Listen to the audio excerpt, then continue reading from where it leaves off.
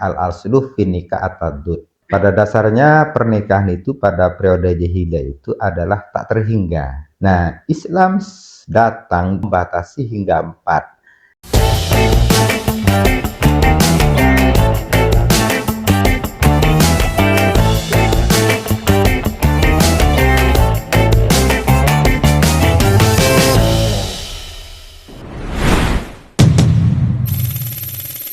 Selamat berjumpa kembali bersama saya Ahmad Al-Sadi di Teos Akademus. Bersama saya ada Mas Fadli yang akan mengupas tuntas poligami. Kalau saat ini saya ajak Anda untuk berbincang tentang poligami, bagaimana? Fenomena di masyarakat kita Indonesia khususnya Madura ini ya, menjadi solusi orang yang nafsu seksualnya tinggi menurut saya gitu ya. Sehingga banyak kalangan orang Islam di agama kita ini menganggap poligami itu semacam anjuran agama, sehingga mudah dilakukan oleh masyarakat, terutama oleh ya tokoh-tokoh agama seperti kiai. Ini ada beberapa gerakan bahwa dilihat dari perspektif kemanusiaan seolah-olah poligami ini tidak adil. Bagaimana Nabi melaksanakan poligami? Apakah ini merupakan suatu diskriminasi terhadap perempuan atau bagaimana Anda melihatnya? Kalau soal itu kita harus merujuk kepada konteks sejarahnya pada masa Nabi ya. Selama beliau itu hidup dengan Khadijah itu dia tidak poligami. Baru setelah dia itu meninggal, si Khadijah meninggal, baru Nabi melakukan pernikahan kembali. Jadi itu sejarahnya Nabi poligami itu. Setiap orang yang poligami, terutama seorang kiai, seorang guru di pesantren-pesantren ini, seolah-olah rujukannya kan Nabi berpoligami, sehingga saya juga nggak apa-apa dong berpoligami, karena Nabi berpoligami gitu. Apakah konteks sejarah ini bisa menjadi rujukan? Secara teks di dalam Al-Quran itu memang ada gitu ya, perintah poligami di dalam Al-Quran. Tapi masyarakat tuh lupa kepada apa yang menyebabkan itu poligami. Nabi itu pernikahan itu misalnya untuk menikahi, setelah dia itu yang istrinya itu yang cuma perawan itu kan cuma satu, yaitu Aisyah. Ya. Yang lain tuh janda semua. Artinya Nabi itu di dalam melakukan poligami itu tidak berdasarkan nafsu seksual semata gitu. Tetapi Nabi itu ada semacam pengangkatan derajat orang-orang yang tertindas pada waktu dia itu janda gitu ya. Bahkan salah satu istri Nabi itu ada yang dari kalangan Buddha gitu ya. Jadi kalau sekarang bagaimana prakteknya? Itu yang muda-muda yang cantik-cantik. Iya, yang cantik-cantik. Itu artinya kiai-kiai yang mudah melakukan poligami itu sebenarnya menurut saya itu hanya menuruti nafsu seksualnya saja. Memang ada perintah misalnya di dalam Al-Quran itu fangkihu ma tobalakum minan nisa'i masna wa thulatsa wa ruba'. Itu aja yang dijadikan rujukan terus-menerus, sehingga dengan mudahnya mereka itu melakukan poligami walaupun sebenarnya memenuhi kebutuhan seksualnya saja gitu. Bukan itu, Islam bukan itu. Bukan itu ya. Iya.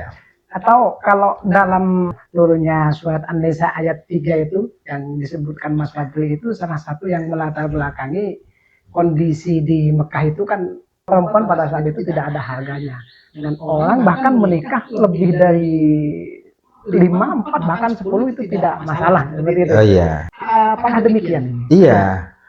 Dalam tradisi fikih begini, al-aslu fin nikah at-taddud pada masa itu gitu ya.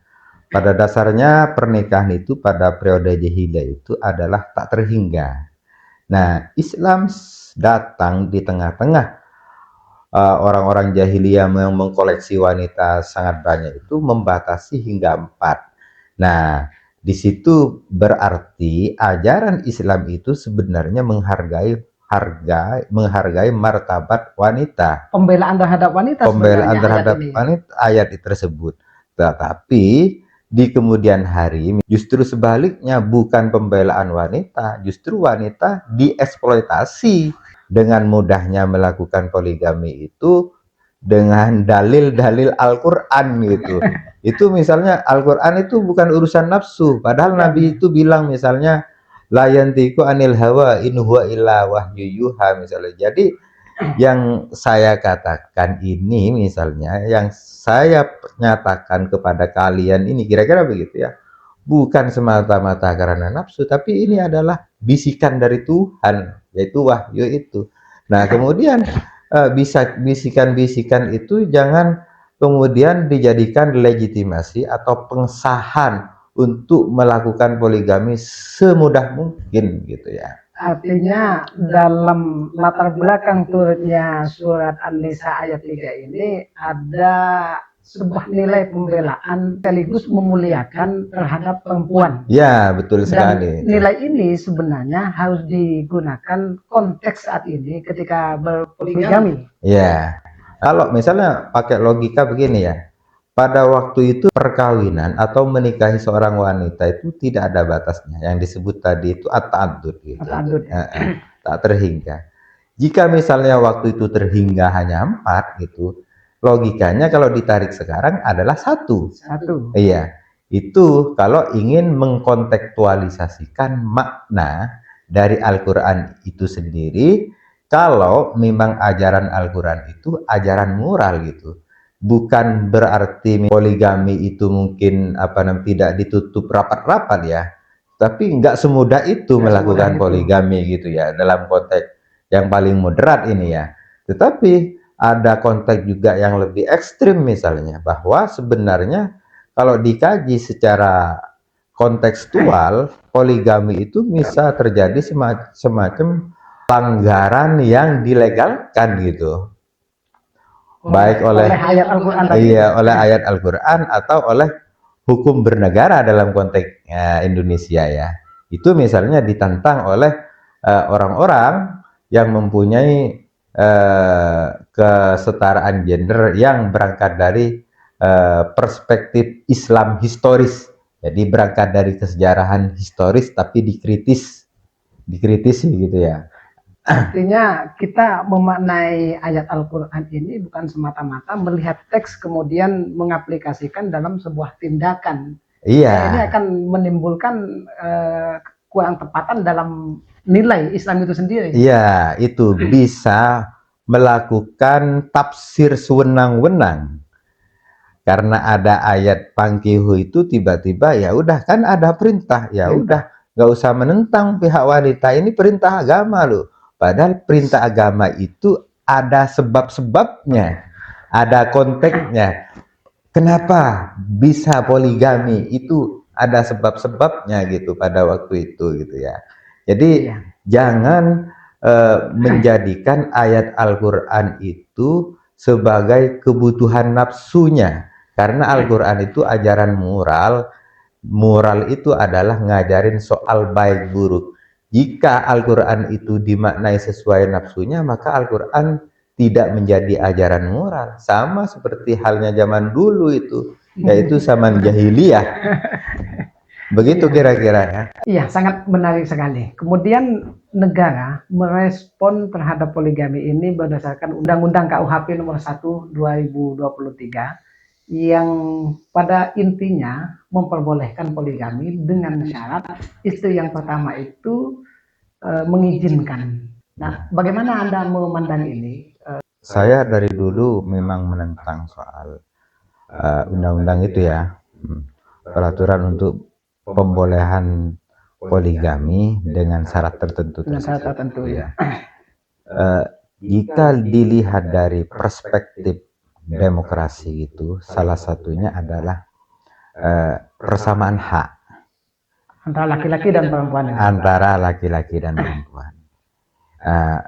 Jika negara dalam hal ini ternyata memfasilitasi poligami, padahal misalnya secara sistem demokrasi itu sangat melanggar hak asasi manusia. Iya, itu yang dikritik oleh banyak kalangan aktivis perempuan di dalam menyikapi persoalan pembolehan poligami yang diberikan oleh negara berbentuk undang-undang yang resmi itu dengan syarat tertentu tersebut. Misalnya salah satunya adalah mendapatkan izin dari istri yang pertama.